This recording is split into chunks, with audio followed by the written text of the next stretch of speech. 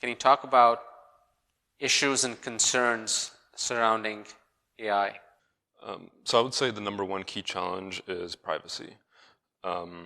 It's been a challenge getting through to patients, to care providers, to hospital administrators that their information is safe. So what we've had to do is prove that we're actually anonymizing the data, we're de-identifying it from the patient themselves, and then blending it into the system. So that's something that we've had to educate our users on to kind of get through that barrier, because it is information that we need. We do need their information in order to provide the better health outcomes. Yeah, so any new technology produces a bit of angst in all of us.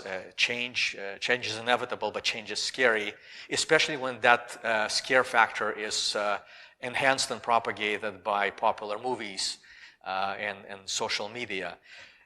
So it's only natural. I think we all, at the same time, we view this ethical dilemma as being not something that a current day presents, but it's something that we're looking in the future to be more prevalent. I think it's something we need to start caring about today and not wait until the year 2050. So some of people have described AI as the last invention where humankind is ever going to make, and it's basically driving us towards this point where artificial intelligence will eclipse biological intelligence, and at that point in time, humans will become irrelevant. Now, in terms of ethics, when it comes to machine learning technology, this is another one of those sort of gray areas where we still have to sort of catch up and think about exactly the law and stuff that goes behind machine learning or AI. And we have to do this with a fundamental assumption that machine learning technology is not human. It's just another computer. Like, for example, I have an application called Make Your Own Mozart that enables you to generate your own pieces of music based off of the style of music from Mozart, Beethoven, their piano sonatas. Now, the thing is, people ask me, well, who would own the IP of the music generated by this neural network? And the thing is, it's a very difficult question to answer. But if you really think about it, it's actually pretty simple at its core. Now, the machine learning algorithm is just another algorithm.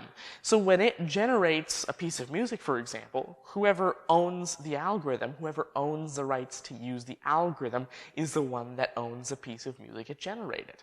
So, for example, let's just say I was a programmer and I programmed this for company XYZ, and now XYZ has the rights to use this application. It's their music once they generate it with a neural network. So there are many different concerns to work through here. This was just one of them.